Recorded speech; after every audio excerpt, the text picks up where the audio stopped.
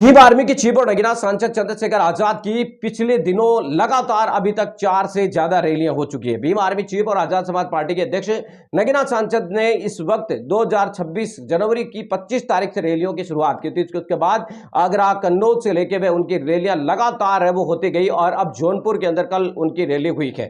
फरवरी के बाद अब मार्च में भी उनकी लगातार रैलियां होने वाली है, लेकिन जिस तरीके से चंद्रशेखर आजाद की हर रैली के अंदर भीड़ उमड़ रही है वो अपने आप में काफी ज्यादा चौंकाने वाला है। दरअसल पहले चंद्रशेखर आजाद को लेकर यही कहा जा रहा था कि वो पश्चिमी उत्तर प्रदेश में खास तौर से वहां पर जाटव बहुल्य और दलित समाज के बहुल्य सीटें होने की वजह से चर्चा में रहते हैं और वहां पर भीड़ आती है। लेकिन हाल फिलहाल के अंदर नगीना सांसद चंद्रशेखर आजाद की उत्तर प्रदेश के अलग अलग मंडल में हो रही रैलियां और उनके अंदर उमड़ रही भीड़ इस बात की पुष्टि करते हैं कि चंद्रशेखर आजाद अब उत्तर प्रदेश के अंदर एक लोकप्रिय चेहरा बन चुके हैं। नगीना सांसद चंद्रशेखर आजाद की पूरी तैयारी 2027 को लेकर है। हाल ही के अंदर उन्होंने एक इंटरव्यू में यह बातें कही थी कि 2027 तक वो आपको बता दें कि यूपी को लेकर है, उसके बाद नगीना के ऊपर भी ध्यान देंगे। उन्होंने कहा कि आखिरी के साल नगीना वासियों के लिए रहेंगे और उनको पूरी तरीके से उनकी सेवा है वो की जाएगी। दरअसल आपको बता दें कि चंद्रशेखर आजाद की रैलियों में उमड़ती भीड़ कहीं ना कहीं सबसे ज्यादा जो चिंता का विषय बनी हुई है वो है समाजवादी पार्टी के राष्ट्रीय अध्यक्ष अखिलेश यादव, क्योंकि बहुजन समाज पार्टी का जैसे जैसे ग्राफ कमजोर हुआ वैसे वैसे अखिलेश यादव को फायदा होता गया।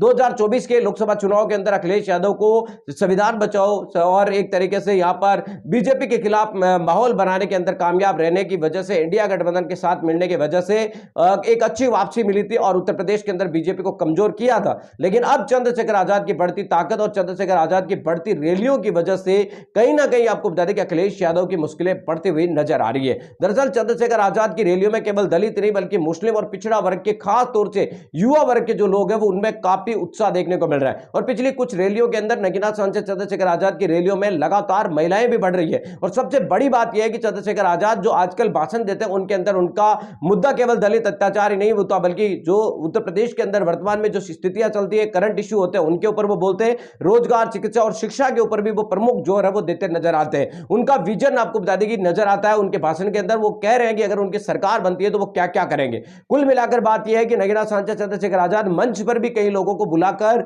उनसे अपनी शिकायत है वो सुनते हैं, उनकी बात सुनते हैं। तो ऐसे में अखिलेश यादव की मुश्किलें यहां पर बढ़ती हुई नजर आ रही है। आपके क्या कमेंट है, प्रतिक्रिया है, वो कमेंट करके जरूर